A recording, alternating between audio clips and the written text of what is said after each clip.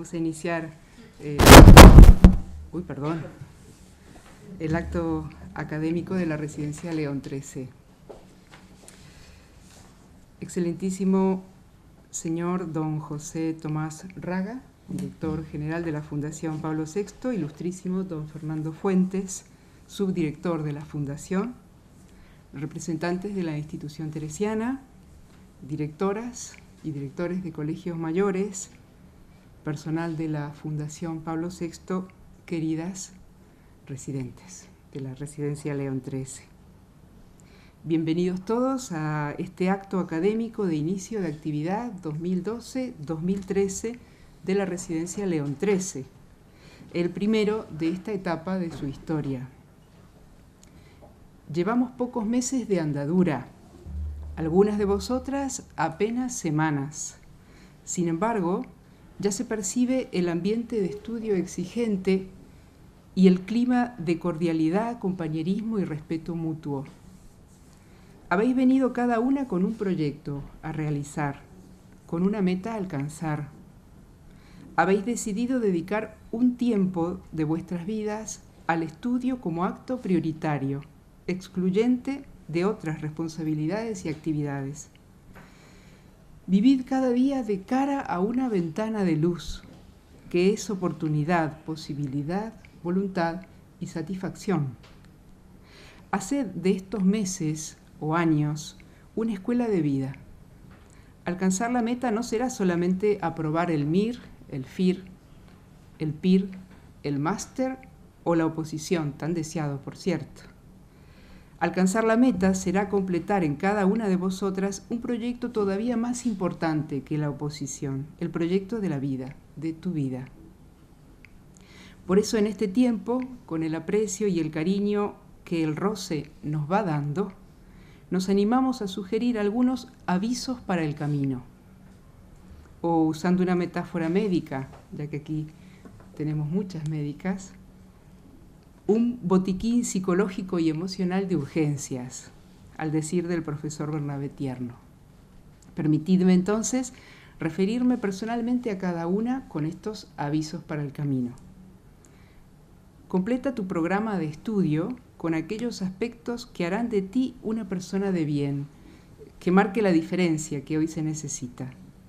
Aprende a ser feliz, que también es un programa a alcanzar, porque esas notas de optimismo y bienestar con uno mismo y con los demás, con la belleza y el Creador, serán como un energizante para recorrer el camino. Olvida para siempre la palabra fracaso. Tendrás experiencias más o menos afortunadas de las que debes sacar provecho para acercarte antes o mejor a lo que te has propuesto. Aprende a ver en la oscuridad, a descubrir el beneficio que encierran los infortunios, las experiencias negativas. Siempre hay otras posibilidades, otras alternativas, otras salidas. Elige, decide cumplir tu objetivo, hacerte con esa plaza que buscas. Tú y solo tú llevas los mandos de tu propia vida. Es fundamental que asumas un compromiso personal en lo que haces y cómo lo haces. Y que evalúes periódicamente tus esfuerzos, reconozcas tus engaños y te animes en tus logros. Cuídate y renuévate constantemente. Esto lo decimos mucho con Carmen Consejo, nos habéis oído ya muchas veces. Haz una vida sana y equilibrada en todos los aspectos, físico, mental, emocional, social y espiritual. Se trata de tener a punto tu vida cada día.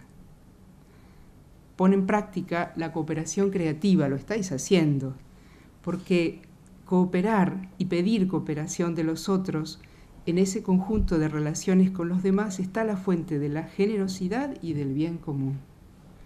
Y sobre todo, de cada momento de tu actividad intelectual actual, activa el entusiasmo, la ilusión y la alegría. Buen camino.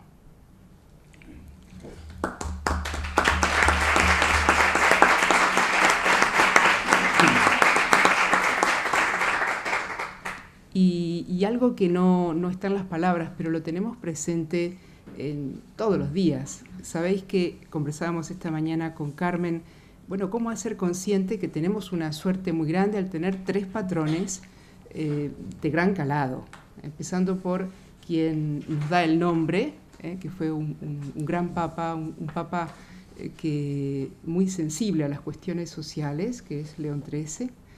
Tenemos al cardenal Herrera Oria, que preside esta sala de grados y esta casa, un hombre, un cristiano que fue capaz y sigue siendo capaz con su inspiración de llevar a los cristianos a la vida pública, y un santo pedagogo, mártir, como es y fue Pedro Poveda, capaz de ayudarnos a ser personas, y a través de ese ser personas también contribuir a la sociedad. Así que tenemos una suerte enorme con estos 3 patronos. El 2 de febrero los podéis llevar, y cada vez que tengáis algo fuerte entre manos, acabamos de tener algo, ahí está.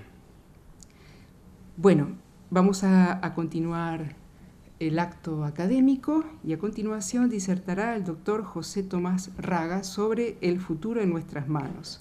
Lo presentará la residente opositora a notarías, doña Cristina de Antolín.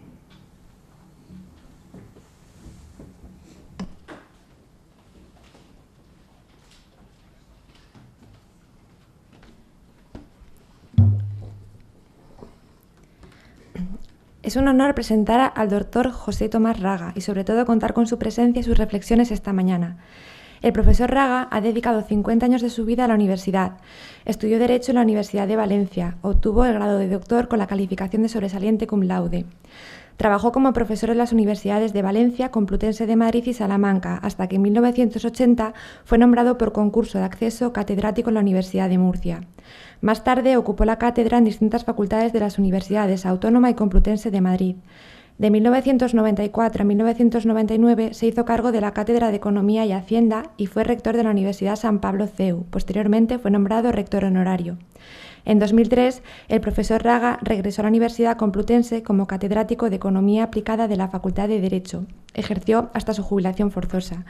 En el 2000, Juan Pablo II le concedió la Gran Cruz de Caballero de la Orden Ecuestre de San Gregorio Magno y lo nombró académico de la Pontificia Academia de las Ciencias Sociales. Es miembro del Consejo Pontificio de Justicia y Paz.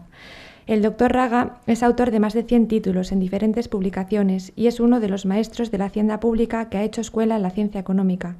Desde 2001 es miembro electivo del patronato de la Fundación Pablo VI. Desde 2009 es su director general, cargo que ostenta hasta la fecha. En febrero de 2012 fue nombrado director del Instituto Universitario de Investigación en Derechos Humanos Benedicto XVI de la Universidad Católica de Valencia, San Vicente Mártir, y desde 2003 es vicegran canciller de esa Universidad Católica. El doctor José Raga es conocido como un hombre de fuertes convicciones católicas que las ha trasladado a sus investigaciones, en las que muestra preocupación por lo social desde un enfoque de pensamiento liberal. Gracias, profesor Raga, por acompañarnos.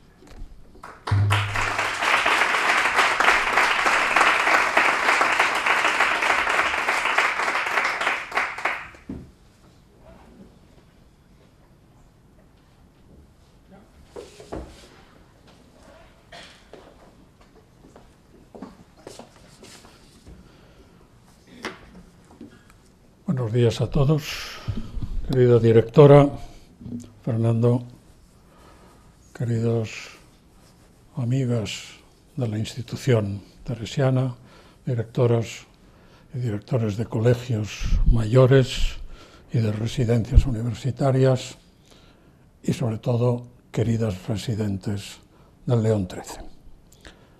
Cristina, gracias. Gracias. Pero si me lo hubieras dicho, te habría hecho una cosa muchísimo más breve, porque no merece la pena utilizar tanto tiempo para hablar de mí. Eso lo aprenderás con los años. Permítanme o permitidme, os voy a tutear, porque habéis aprobado ya todas la licenciatura. Yo siempre he llevado el lusteo mientras han sido alumnos conmigo, pero he apeado el lusteo cuando ya se han licenciado. Así que, ante todo, permitid que agradezca a la directora que me invitara a estar un rato con vosotros. Un rato que para mí es grato estar en contacto con la juventud universitaria a mí me carga las pilas. Yo francamente saldré de aquí mucho mejor que he entrado, sin ninguna duda. Cuando le dije, pero ¿por qué yo? Si yo no sé más que, y tampoco estoy muy seguro de saberlo, pero yo me dedico a hablar de economía. Bueno, dejadme que ponga el reloj, que esto a vosotros os da muchísima confianza. Lo que pasa es que esto se cae, si ya tengo que mirarlo así, todavía será más grave, pero en fin. Digo, si yo normalmente cuando hablo de algo, bien o mal, es de economía, pero ¿por qué tengo que mortificar a las residentes de esta querida residencia León XIII, de posgraduadas? ¿Por qué les tengo que mortificar con la economía? No, yo creo que ella pensó, y esto ya es cosecha mía, ella pensó, porque claro, la respuesta es sí, hombre, sí, porque como tú no vas a poder hablar a las chicas de... Yo creo que pensó una juventud como la que tenemos aquí, que es flor de la juventud, lo que necesitan es un anciano que les diga algo.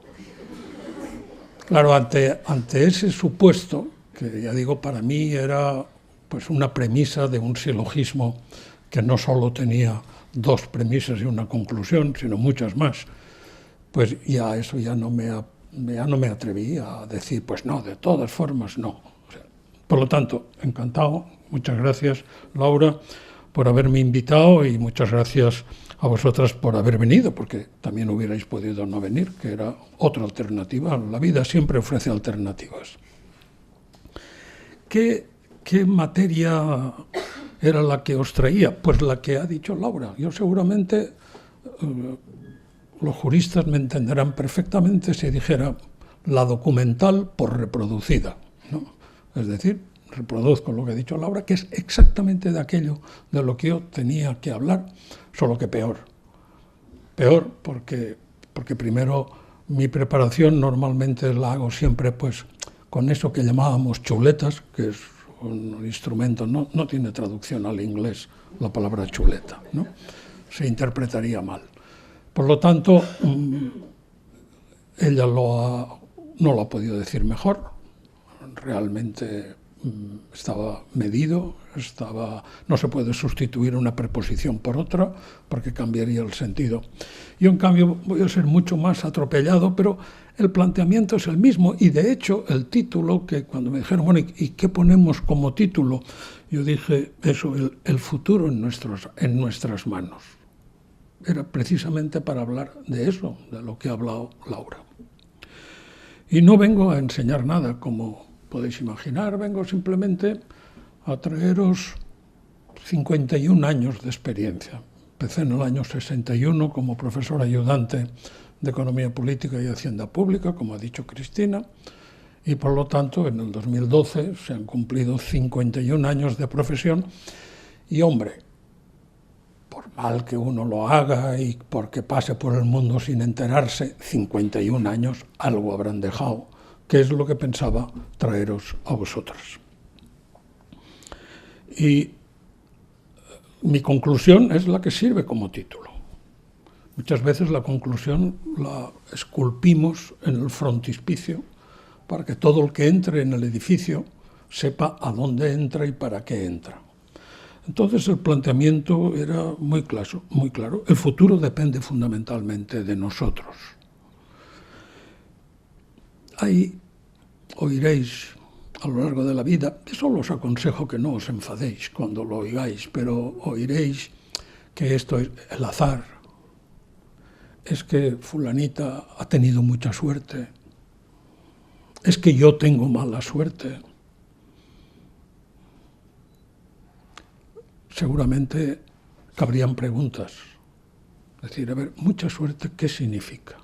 11 horas diarias de estudio significa mucha suerte. El azar, y el azar se ha tenido que fijar en mí, eso es demasiada arrogancia, no pensar que el azar está pendiente de mi vida. Eso lo vais a oír, que no os inquiete, que no os altere el ánimo, porque normalmente quien utiliza esos términos, uno que para los cristianos incluso nos es mucho más molesto, que dice, al que tiene padrinos le bautizan, ¿no? Es decir, a los sitios se entra por influencia, por recomendación. No. A esos sitios a los que queréis entrar, no se entra por recomendación. Se entra tras un esfuerzo intenso, convencido, y en definitiva es de lo que pretendo hablar. En consecuencia, olvidaos del azar, de la suerte, del que me ha tocado, del qué bien o del qué mal. Lo que sí que es esencial en la vida, y algo ha apuntado Laura, es definir el proyecto de vida que quiero seguir. Definir el proyecto de vida significa no dejarme llevar por la inercia. La inercia es siempre mala consejera.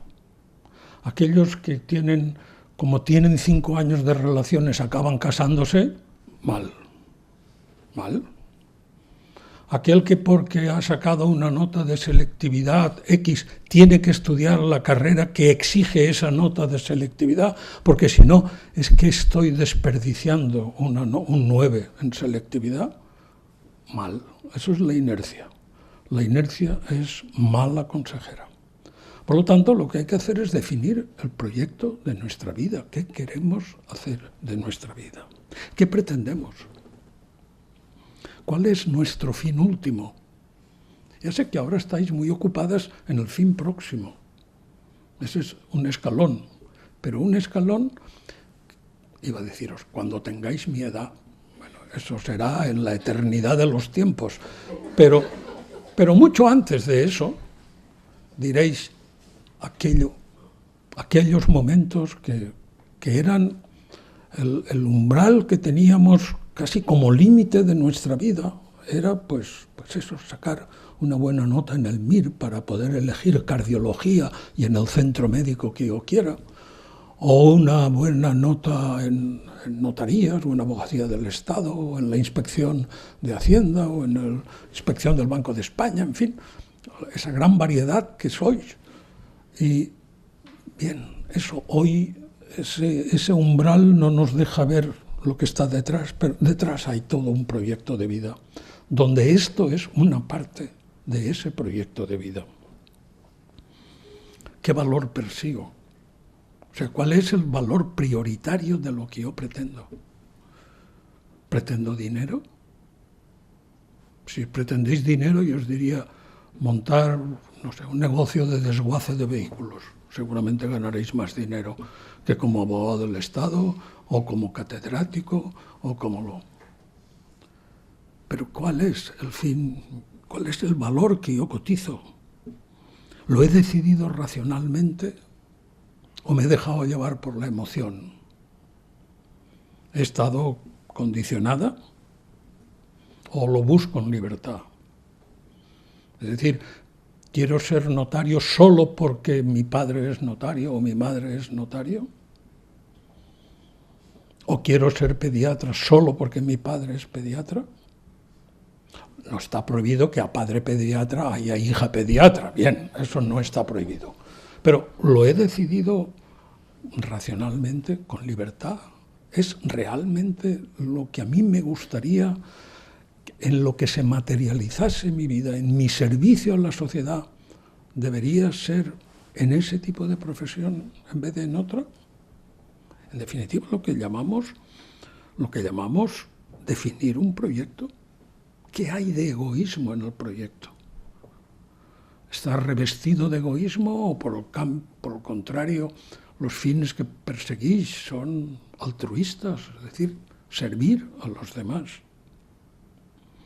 ¿Qué significa eso de servir a los demás? ¿Puede ser algo que nos atraiga? El servicio a los demás es una forma de crecimiento en lo humano. ¿Prefiero yo vivir en una trinchera considerando que los demás son todos enemigos y que en consecuencia tengo que agredir, tengo en el mejor de los casos que defenderme de ellos? ¿O tengo que abrir el corazón y manifestarme como soy. Abrir el corazón, incorporar a esa gente a mí mismo. Y que sus problemas sean mis problemas. Y que si algo puedo hacer para que su vida sea mejor, si está en mis manos, aunque ello me cueste trabajo, obtendré una satisfacción que no se paga jamás con dinero. Los egoístas, los pobres, que no tienen más que egoísmo, y algunas veces hay gente que es tan pobre que no tiene más que dinero, pero carece de todo lo demás.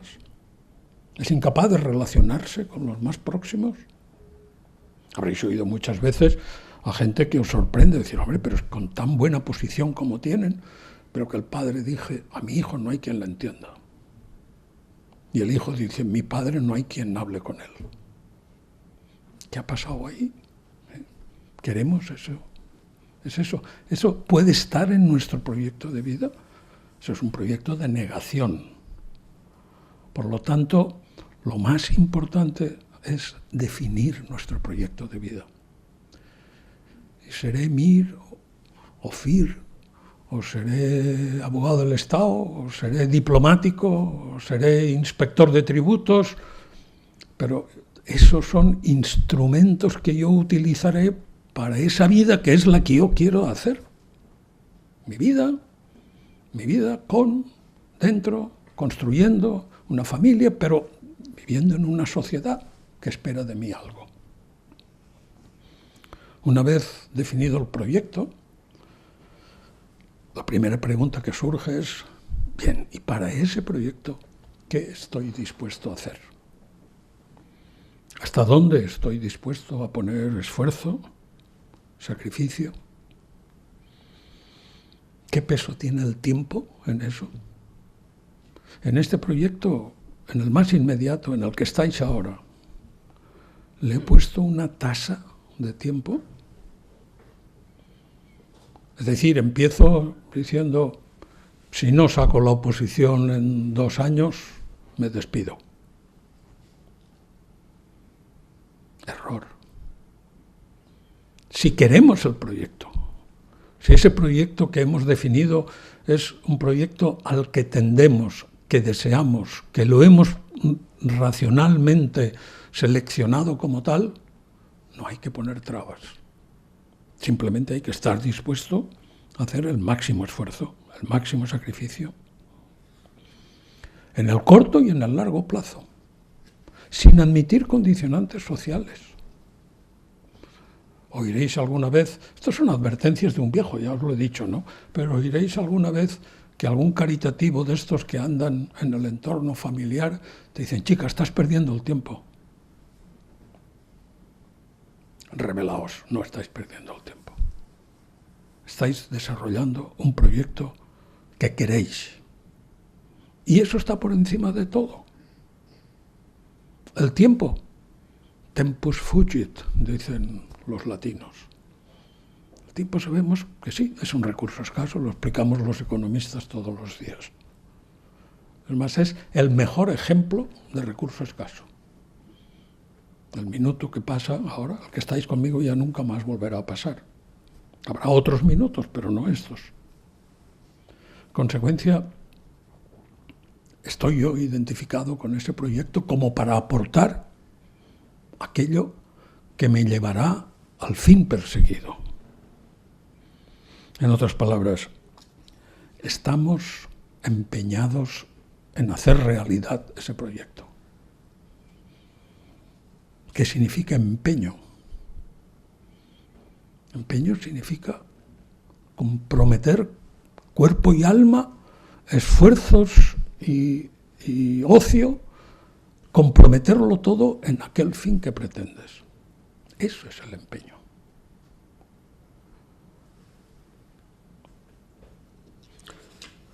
Vosotros tenéis el privilegio de saber lo que queréis. Son muchos los que terminan una licenciatura, un grado se llama ahora, pero vosotros todavía terminasteis una cosa que se llamaba licenciatura. Muchos terminan una licenciatura, algunos dicen, me voy a tomar un año sabático para pensar. Hombre, un año para pensar me parece mucho, ¿no? Y lo de sabático, ¿por qué? Pues si nadie muere agotado. Yo nunca he visto chicos agotados por los pasillos de la Facultad de Derecho de la Universidad Complutense. Entonces, vosotros lo habéis decidido. Sabéis lo que queréis. Además de que sabéis lo que queréis, tenéis información. Es decir, sois conscientes de las dificultades de aquello que queréis. Por eso, ahí, en ser consciente de la dificultad y en cambio querer aquello que pretendemos que provoca esa dificultad, ahí es donde está vuestra grandeza. Hacerlo fácil, el darse la vueltecilla, el tomarse el año sabático, eso lo hace cualquiera. Para eso no hace falta tener coraje, no hace falta tener capacidad de compromiso. Vuestra grandeza está en eso, en estar dispuestos a afrontar las dificultades presentes y futuras. Queréis el fin, y como lo queréis, nadie podrá impedirlo. Es más, no dejéis que nadie lo impida. El fin es vuestro, no es del que lo quiere impedir. Los mensajes de desánimo, de descorazonamiento, esos son necios. Él, quien los provoque, no es parte del tema. Parte del tema es el fin elegido y la persona que lo elige. Ahí termina la historia. Y por lo tanto, dispuestos a afrontar ese fin que pretendéis, y habéis empezado ya a daros cuenta con poco tiempo que lleváis algunas, pero ya habéis empezado a asumir costes, costes del empeño. Costes, si queréis que cite el primero, que es el único que conozco de todas, porque es denominador común, es el haberos separado momentáneamente del seno familiar. El seno familiar, que es el templo del espíritu. El seno familiar es donde más se da el sentido de amor, donde más se da la sociabilidad, donde más se da la generosidad, donde más se da lo que llaman ahora los sociólogos la relacionalidad. Es un ejemplo, es la célula de la sociedad, una célula fértil que es capaz de hacer una sociedad buena. Pero es bien cierto que con todo eso, reconociendo todas esas ventajas que nunca debemos olvidar, sin embargo, ese concepto que necesitáis para la oposición, que se llama orden, que se llama sosiego, que se llama capacidad de concentración, no siempre están garantizados en el núcleo familiar, porque hay necesidades diferentes que se deben atender en el núcleo familiar. Pues porque tenemos un hermano pequeño que juega cuando quiere jugar porque tiene derecho a ello. Y no va a pensar que estamos con la ley hipotecaria. Entonces, quiero decir, habéis hecho un sacrificio. Habéis hecho un sacrificio, para nosotros excelso, porque habéis elegido esta casa, pero en definitiva, un sacrificio, quiérase o no. Ese sacrificio os llevará, en cambio, os abrirá una puerta esencial para vuestro proyecto, que es un método de trabajo que debe cumplirse a rajatabla. Me ha llenado el corazón cuando me han dicho, Fernando me decía, hay chicas que se levantan, que están en la sala de estudio y se levantan a la 1:03 para bajar aquí a la 1. Es decir, el método de estudio me ha llevado hasta el límite, o sea, hasta lo que ya no puedo más. Una serenidad para el estudio es la única preocupación hoy, es estudiar. Ese es el único objetivo. De acuerdo, estudiáis para, Bueno, pero de momento estudio. Serenidad para el estudio. Método y serenidad para el estudio son dos elementos esenciales para ese proyecto inmediato que tenéis, ese fin próximo. Esencial es un buen preparador, sin ninguna duda. ¿Qué tipo de preparador? Yo diría, hombre, iba a decir una característica que se supone que está en todos los preparadores, educado. Bueno, miren, eso se supone que todo preparador es educado. Buena persona, correctísimo. Además, amable, cordial, perfecto. Pero además de todo eso, buen conocedor de aquello que estáis preparando, con sus pormenores, y sobre todo, daros cuenta, lo que voy a poner como característica fundamental, riguroso, exigente. Aquel preparador que es buena persona, pero que siempre está, hombre, pues es que esta semana me va a ser difícil. Pues no te preocupes, la que viene. Y entonces los temas que teníamos que dar, pues déjalos para dentro de 2 semanas, no pasa nada. Mal. Es muy simpático, cuidado, muy simpático. Pero como preparador, mal. Es mejor el preparador riguroso, el exigente, el que me lee todos los días la cartilla. El preparador normalmente es una persona con grandes virtudes, porque sabe cómo dimensionar la exigencia. Sabe que tampoco tiene que traumatizar a los que están preparándose. Sabe que su exigencia no puede llevar a la agonía, a la angustia. Y saben dosificar muy bien esa situación. Por lo tanto, ese preparador riguroso es el que a nosotros nos va a asegurar un éxito. Ante la complejidad de la vida, porque la vida no es un curso que discurre sobre una autopista sin ninguna curva, sin ningún bache. La vida es algo más compleja. Afectan cosas muy diversas, unas pertenecen al ámbito anímico y otras pertenecen al ámbito físico, biológico, pero que tienen influencia también en el anímico.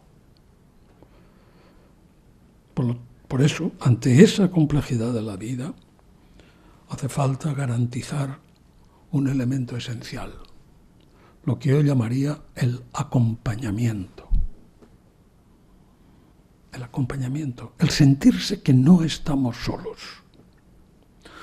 Un acompañamiento que tiene carácter de virtuoso porque es sin ser visto. Está presente sin que nadie lo perciba. Es un acompañamiento que acompaña sin agobios, sin estorbos. La discreción es una de las características del buen acompañamiento. Como dirían los juristas, el acompañamiento, la efectividad del acompañamiento, actúa siempre a instancia de parte. Pero es un acompañamiento que actúa a instancia de parte con inmediatez, o sea, no hay plazo. El acompañamiento reacciona inmediatamente. El acompañamiento se produce a instancia de parte, pero vive desde una alerta silenciosa. El acompañante, la persona que puede serviros un día para que lloréis en su hombro, otro día para daros una palabra de estímulo, de esperanza. Son personas con permanente alerta, aunque nadie se dé cuenta. Pero perciben efectivamente qué problemas estáis viviendo, hasta que un día decidís comunicarlos. Y ese día inmediatamente está la mano generosa que ofrece vías de solución, que ofrece una imagen distinta a la que estábamos viendo de cómo es la vida, cómo es el mundo y cómo soy yo. una alerta silenciosa y discreta, que ya voy fatal, ¿veis? Me habíais dicho que el reloj, pero bueno, una alerta silenciosa y discreta que en la residencia de posgraduados León XIII tenéis garantizada. Ese ausente entorno familiar no tiene por qué estar lejos, no tiene por qué ser lejano. Es más, el entorno familiar que habéis decidido dejar ahí temporalmente tiene que estar presente, debe sentirse presente. El entorno familiar tiene derecho a saber que lo que estáis haciendo cumple con aquellas previsiones que habíamos hecho inicialmente. Es decir, que todo va bien. En vuestra función actual, mirad, si alguna estuvo en un colegio mayor cuando estudió la licenciatura, a los padres lo que les preocupa cuando la hija viene al Poveda, o viene al Roncalli, o viene al Pino, o viene a los distintos colegios de gran recomendación, es ¿y cómo coméis? Esa es la gran incógnita. La gran incógnita que se resuelve diciendo, mamá, perfecto, perfecto. La mamá se queda la más de tranquila porque la niña come bien. Hoy la preocupación de los padres no es si coméis bien. Lo dan por supuesto, porque sois capaces de saber cómo uno tiene que alimentarse. ¿Qué necesito saber de mi hija? Que está haciendo aquello que quería hacer y cómo lo quería hacer. Eso es lo único que necesito saber. Por lo tanto, el entorno familiar tiene que estar presente en vosotros también. ¿Para qué? Para lanzar esos mensajes de alegría y de confort al que tienen derecho los padres. Cuidado, tampoco les preocupéis. No digo que no digáis cosas que os han salido mal, pero pensad que a distancia la valoración de las cosas es distinta que en la proximidad. Algo que vosotros vais a resolver mañana, que es que mañana el tema lo llevaréis mejor que hoy. Si hoy le decís, pues el preparador me ha dicho que mal, que muy mal, enorme preocupación familiar. No creemos inquietud ni zozobra cuando no hay razones para ello. Comprendo que son momentos de contrariedad, pero de contrariedad para vosotros que sois jóvenes y que tenéis todo un mundo por delante para poderlo resolver. Cuando eso se nos comunica a un mayor, mi mujer dice anciano, dice que yo de mayor nada, anciano. Bien, pues cuando eso se comunica a un anciano, ya piensas que el umbral nuestro terminará cuando Dios quiera, pero por simple estadística muy pronto. Ya no ves forma de resolverlo. Por lo tanto, evitemos dudas a esos padres que tienen derecho a disfrutar de que la hija está haciendo aquello que quiere. Evitemos esa zozobra que les podría llevar al no valorar adecuadamente los problemas. En nuestro itinerario, o en vuestro itinerario, tenéis que considerar que la dificultad es una anécdota. Es la china en el camino. Es un pequeño elemento que no tiene ninguna importancia en el proyecto general, que puede tenerla a lo mejor en lo que hemos hecho en las últimas 2 horas. Pero nada más. La dificultad la tenemos que asumir. Habíamos dicho que queríamos empeñarnos en el proyecto, que sabíamos que tenía dificultades, que no se nos olvide que sabíamos que había dificultades. Por lo tanto, cuando venga la dificultad, lo que hay es que resolverla. No hay que desmontar todo el artesonado sobre el que habíamos construido en nuestra vida.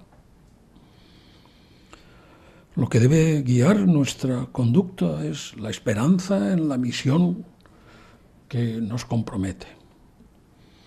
Para esa misión ahí pondremos todas nuestras capacidades, nuestros conocimientos, nuestras habilidades, nuestro entusiasmo, todo eso enmarcado en ese compromiso que tenemos por el buen hacer y por el bien servir. Y he dicho servir.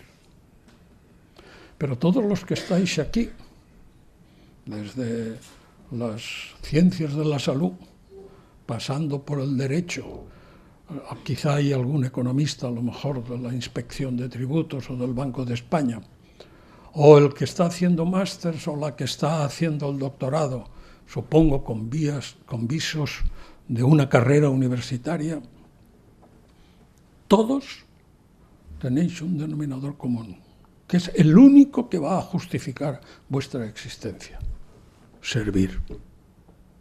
Servir. En España le llamamos funcionarios a los que son, pero es un término absurdo, ¿no? Funcionarios, sobre todo cuando algunos no funcionan, encima, ¿no? El mundo anglosajón, que es mucho más concreto en estas materias, les llama, en vez de funcionarios, les llama public servant, servidores públicos. Ese es el verdadero sentido. Aunque la notaría no sea un funcionario, es un servidor público. Sirve la fe, sirve a la verdad. Decía una hija de un notario íntimo amigo mío, cuando eran pequeños, le decía: papá, entonces, cuando tú dices una cosa, porque tú la digas, ya es verdad. Y el padre le contestó, sin posibilidad de variar un ápice de aquello. Dice: no, es que el papá solo dice que es verdad aquello que es verdad.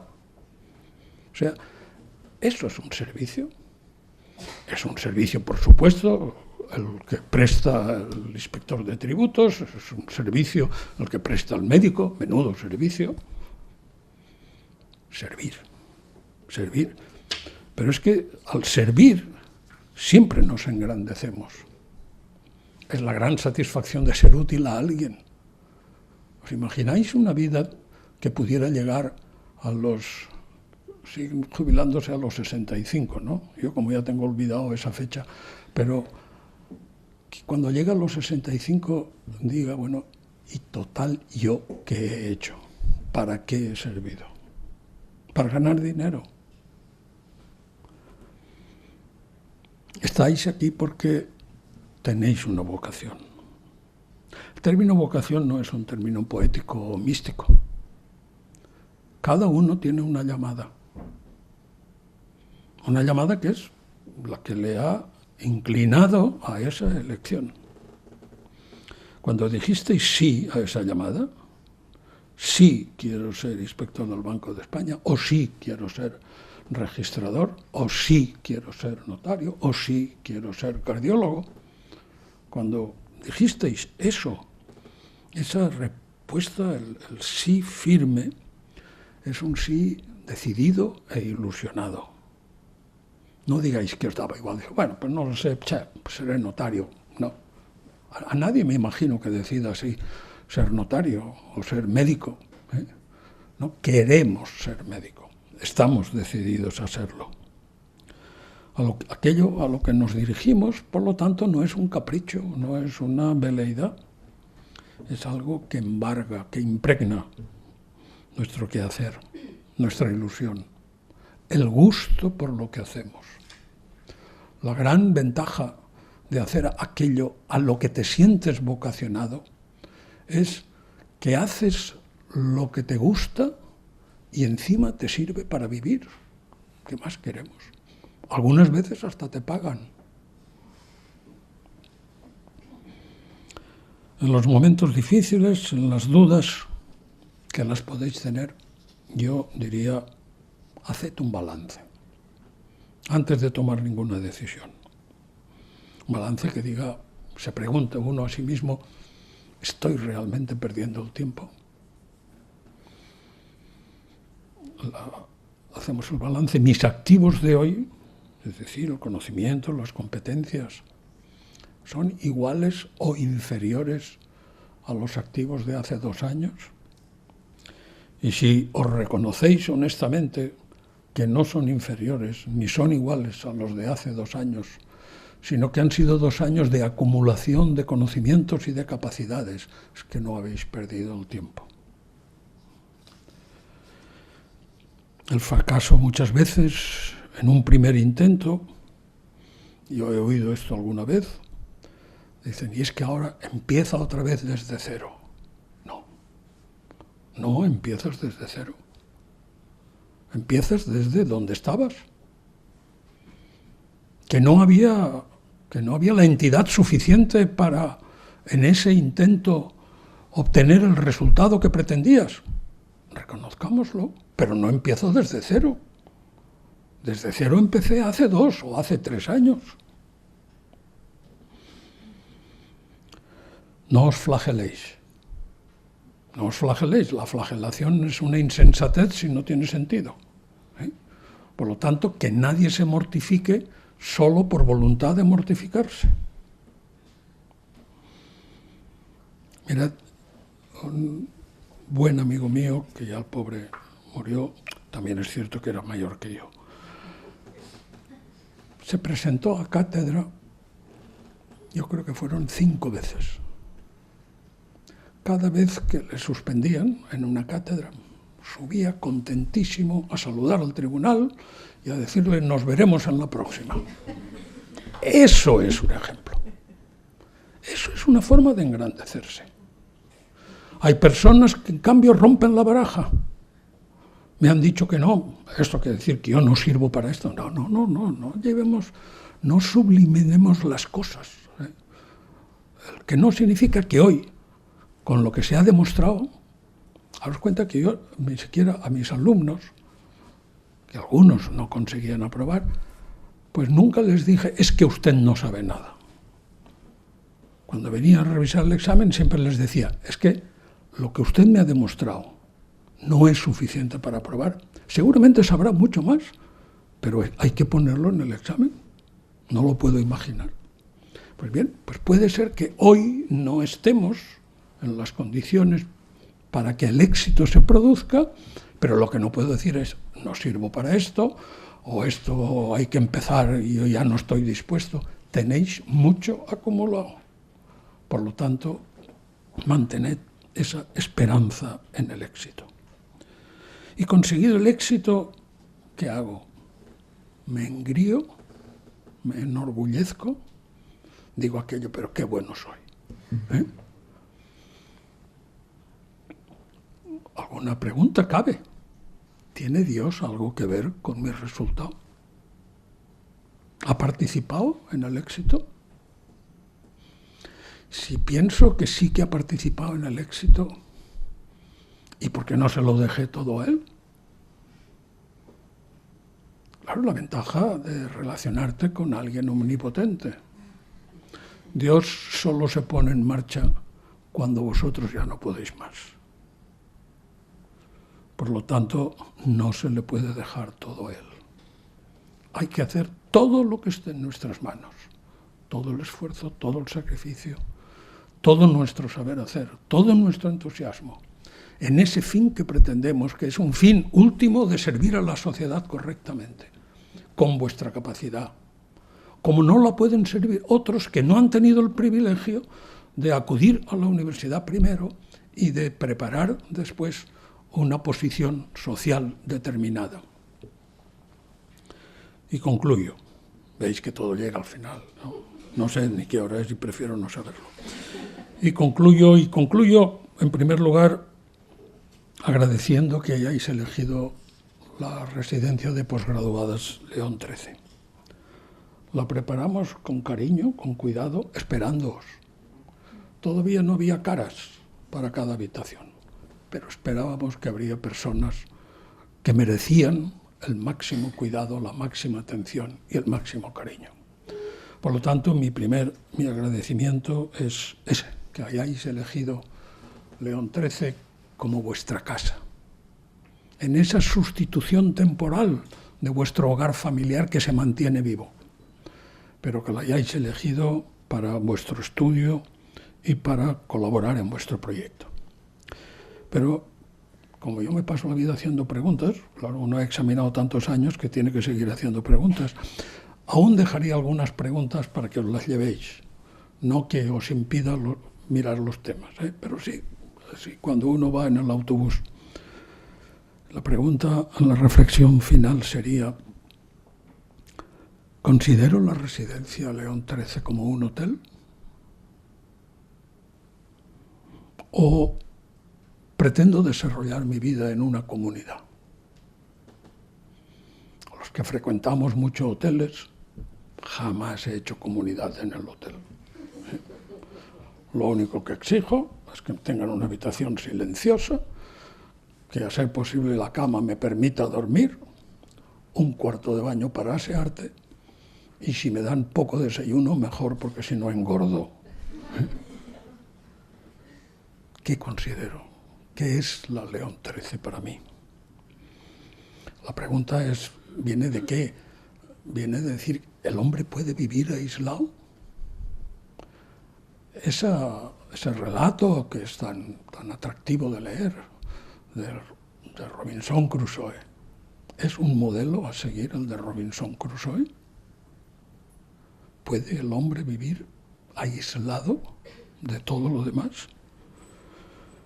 ¿Se puede renunciar a un patrimonio muy sustantivo, que es el poder dar algo a una comunidad y al mismo tiempo recibir algo de esa comunidad? Uno y otro, esos algos, pertenecen al terreno de lo intangible, pero en cambio son los que llenan, los que forman, los que nos hacen más sociables y por lo tanto más personas. Recordad que en el Génesis es conveniente leerlo de vez en cuando. Si miráis la escena de la creación, cada día Dios Padre crea, pues separa las tierras de los mares, dice, y terminó el día cuarto y Dios vio que era bueno lo que había hecho. Y cuando hace al hombre, se espera un poco a decir que era bueno. Es más, creado el hombre, dijo, no es bueno que el hombre esté solo. Es decir, el hombre por naturaleza, perdonad que diga el hombre porque no hago la cursilada de decir y la mujer, hombre, ya se sabe, ¿no? Pero quiere decir, el hombre por naturaleza es un ser social y sociable, que se perfecciona en la sociedad, se perfecciona en relación con los demás. Entonces, León XIII me permite relacionarme con los demás, me permite vivir en comunidad. ¿Puedo yo enriquecer a mis compañeras con mis experiencias? ¿Puedo yo recibir, enriquecerme de sus experiencias? Y ahora sí que acabo diciendo que muchas gracias por vuestra paciencia. Con esa paciencia conseguiréis el objetivo. Gracias.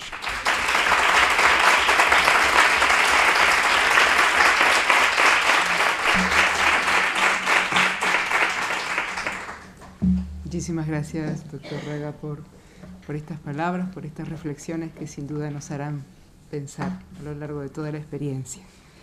Y ahora vamos a escuchar a una residente, pero una residente que tiene, además del trabajo que está haciendo en este momento como estudiante de medicina, tiene la virtud de haber desarrollado a lo largo de su corta vida otra carrera, la carrera de música, y especialmente a través de un instrumento tan especial como es el arpa. Así que vamos a oír el instrumento, la interpretación de Violeta Sánchez Hidalgo al arpa, y Matilde, otra residente, en este caso opositora de judicatura, Matilde Sánchez Ballesteros, la va a presentar.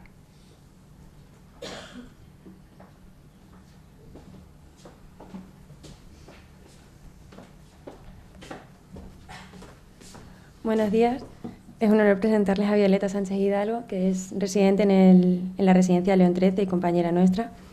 Nació en Málaga en 1989 y cursó la licenciatura en la especialidad de arpa en el Real Conservatorio Superior de Madrid entre los años 2007 y 2011, con la doctora María Rosa Calvo Manzano, finalizando en junio de 2011, con la matrícula de honor, examen final de carrera y proposición para el premio extraordinario a su trabajo de investigación la salud médica en la ejecución musical. Actualmente estudia en la Facultad de Medicina de la Universidad Autónoma de Madrid, estudios que compaginó con la formación anterior en música. Además, ha formado parte del Ballet de Danza Clásica, Escuela del Ateneo de Málaga.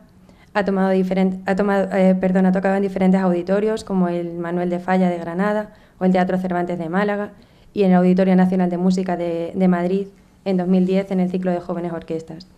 Además, ha participado en diversos cursos de formación musical, el último de ellos en arpa y jazz en el año 2011, y ha participado en festivales como el Festival de Jóvenes Orquestas Europeo de Jóvenes Orquestas, celebrado en Francia en 2008, además de haber tocado en diferentes orquestas, entre ellas la orquesta del Real Conservatorio Superior de Música de Madrid. Y bueno, escuchamos a Violeta al arpa.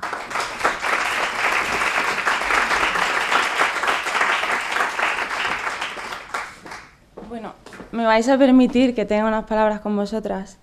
Antes de nada, gracias Fernando Fuente, gracias Laura, gracias doctor Tomás Raga, porque sus palabras, la verdad que aprovecho el privilegio de estar aquí para decir que han sido orden y paz. Me ha gustado muchísimo. Y nada, gracias queridas directoras de colegios mayores por estar aquí, en especial a la directora del Colegio Mayor Berrospe, Sofía Contreras, que ella y toda la comunidad jesuitina ha sido para mí familia durante estos 5 años y no puedo expresar el amor que siento hacia esa congregación porque lo han sido todo para mí durante estos años. Y bueno, queridas, esto va por vosotras. O sea, el programa que he escogido ha sido únicamente pensado para vosotras. Es así.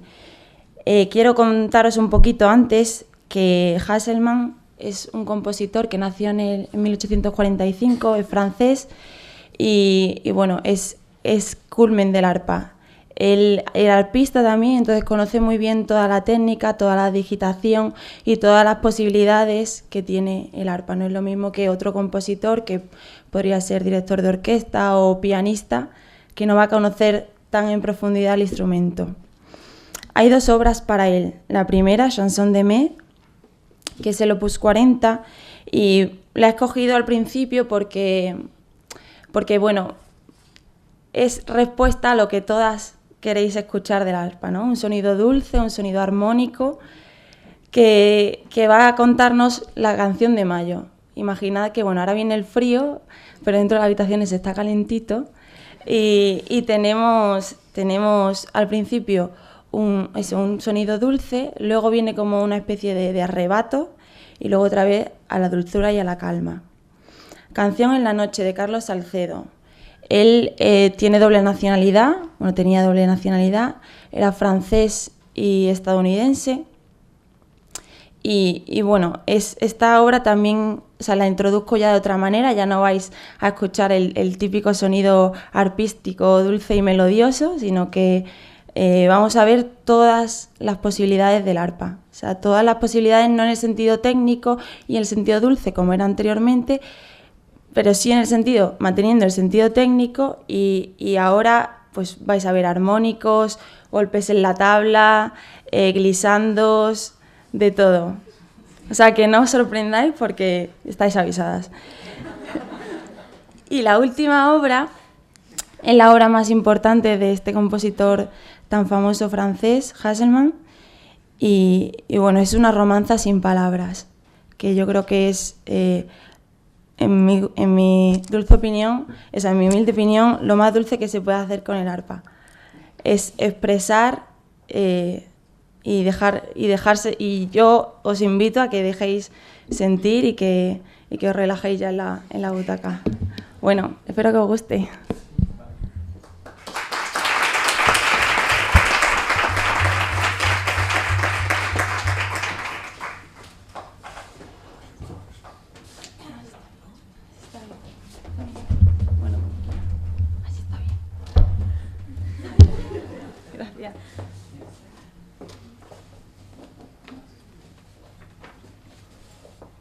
sí, una cosa os quería pedir, perdón, que voy a tocar las 3 obras seguido y ya cuando termine, si tenéis a bien aplaudir, pues...